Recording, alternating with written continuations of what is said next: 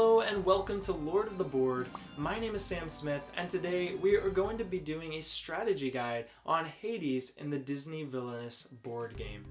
Now, Hades is an interesting character and he really just has to get 3 titans at Mount Olympus. But the thing is, when they are played, they have to be played at the Underworld location.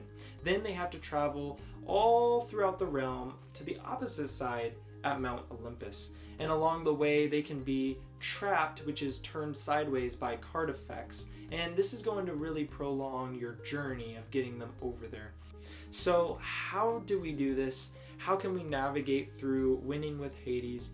Well, I'm going to go over his cards, and then I'm going to go over the 4 locations in his realm, and then at the end of the video I'm going to give 3 tips and strategies on how to play him better, and hopefully your next game will be better after watching. So stay tuned, and thanks so much for sticking around. The Mortality Potion is a very, very important item in his deck. He has 3 of them, and what you're going to want to do is you're going to want to place these on your high priority heroes. These are going to be heroes like Hercules and Megara, heroes that are going to be disrupting your playstyle. Now, keep in mind that I left Zeus out of that list as high priority. He is high priority, but it's going to be harder to remove Zeus from your realm with Titans because of his ability. Pyros is your other cheaper Titan, and he is great at controlling the board. Try to make sure that Pyros is at a location with multiple heroes, that way they can't move out of his location. Stratos is another Titan in Hades' deck that can really be used to move heroes and position them in different places. Now, if Stratos is in a really good position and you still need to be moving heroes, Pain is a really good alternative. He's an ally in your deck and he can be used to also move things around. So keep in mind that he's kind of a backup to Stratos.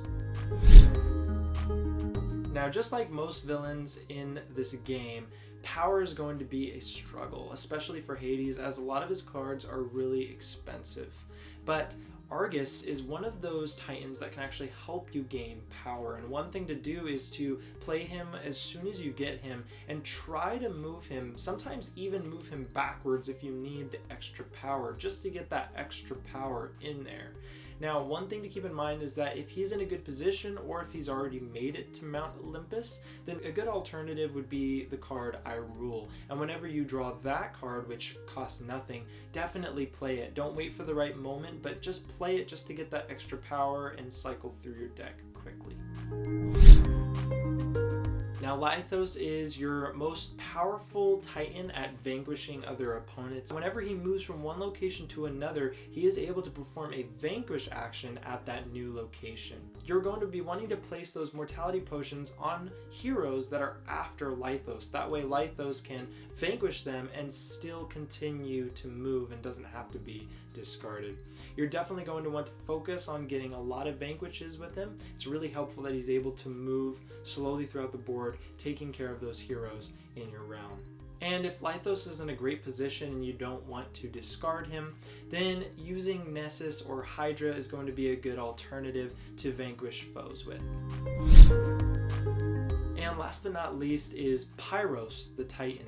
He is going to be your most important Titan that you have in your deck. Please protect this guy at all costs. What you're going to want to do is you're going to want to wait until you've already played some Titans on the board, because his ability is able to untrap trapped Titans. So if you wait a little bit, wait for some of your Titans to already be trapped, you can play Pyros and start moving him through and untrapping the Titans as you go. This is going to be a high priority target, so when players see that you're untrapping your Titans with him, he's probably going to be targeted by fate cards and heroes. And keep in mind that he is very, very important, because besides him, the only card that can really help untrap your other Titans is going to be Planets Align. Now, there are 3 of those in the deck, and these are going to be equally as important really as Pyros, because you're going to want to have some way of making sure that your Titans don't stay trapped throughout the game. There is only one Chariot card in the deck, and it makes sense because this card is very, very powerful. That once per turn, if Hades is at the same location as the Chariot, he can move the Chariot and Hades to any one location other than the one that it's already on and activate an action. This can really help for either gaining power quickly, or it can also help for getting to an action. When you draw this, you really need to play it, but you also need to make sure that you're in a position where it will last a couple turns. If maybe you've been fated a couple times, playing it then might be able to protect you, or if you have Pyros already on the board, then you can play the Chariot, and then they kind of have to see which one is going to be most important for them to stop. You're really going to want to keep on to the Chariot as long as you can, because it's going to provide you with a lot of different options. Get Ready to Rumble is a very, very good effect card in Hades' deck. Now you have 3 of these. Now it either allows you to pay 2 power to move 1 untrapped Titan 1 adjacent location, or pay 5 power to choose 1 untrapped Titan and move him 2 locations. Now this has a lot of potential to get some Titans really quickly up to Mount Olympus. You're going to want to hold on to these because it's going to be very crucial that you have one of these in order to get one of the Titans those extra 2 spaces unexpectedly, so that your opponents don't have a lot of time to react. And now that we have looked at Hades cards, let's go ahead and look at Hades Realm. So now let's start with the cold Underworld. Now Hades has a couple of actions at this location. He can draw 2 power, he can play a card, it's the only location that he can vanquish, and he can also move an item or an ally. Now this is a pretty good location because gaining power is very important for Hades, but it's also really important because it is the only place where you can vanquish, and it's really helpful because you can use it to move Titans as well. Basically, as a golden rule, any location where you can move an item or an ally, you can also move a Titan. Therefore, it's going to be very, very important that you keep heroes off of these locations so that you can make full use of them when you need to get those Titans to Mount Olympus. The next location that we're going to look at is Thebes. Now, you're going to gain 1 power, you can play a card, you can also fate your opponent and discard cards. This would probably be one of the weaker locations in his realm. That's not saying that it's a bad location, but it's definitely one that doesn't give you as much of what you need at other places. You can't move Titans here, and you also only gain 1 power. This is good though if you need to fate opponents, because you are guaranteed able to fate throughout the game here, as well as discarding cards is always a healthy option to get through the deck really quickly. Now the Gardens is a great location for Hades, as you can discard cards, play 2 cards, and gain 3 power. This is mostly going to be used to collect power because, as I've said before, everything in Hades' deck is pretty pricey, and you're going to need to be able to build up a supply of power throughout the game. And the last and final location is also the destination for your Titans, Mount Olympus. Now this has a fate action as well as a move item or an ally, so it's a very good location. And you can also play a card here and gain 1 power. Now I would normally say that this is a pretty bad location, but because it has a move, an item, or an ally, this is a very important location for Hades. So one thing that you're going to want to do is, if you're trying to surge those Titans up the track and get them to Mount Olympus, you're going to want to go from Mount Olympus to the Underworld and back and forth in order to move them every turn. And now that we have taken a look at Hades' Realm, let's go over the 3 tips and strategies that I have for you.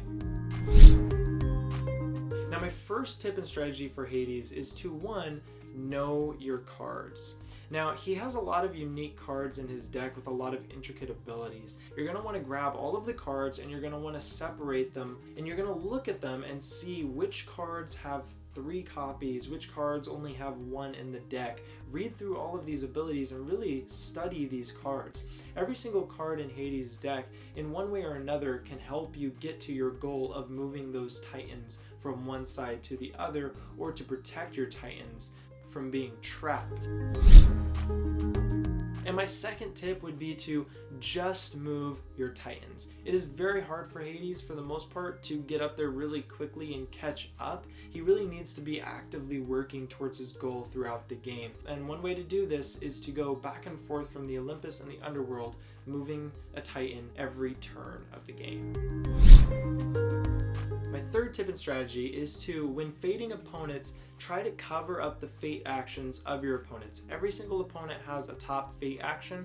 Cover those up because his fate deck is brutal. Hades can get set back very, very far even with a single fate action. So you're going to want to stop them from fading you as much as possible. Try to play under the radar and make other villains seem like more of a threat throughout the game. And that's it for the guide. I really hope that this helped you out with playing Hades. He's kind of a tricky character, but once you play him some more, you'll really get accustomed to his cards and be able to play him better and better. I hope that this helped out, but before you go ahead and leave, if you like this kind of content, please drop a like, as well as comment down below what villain you're most excited to see next. And if you want to know when my next video is released, go ahead and click the bell notification to be notified when my next video comes out. But with that, thank you so much for watching. Let's go ahead and drop the beat.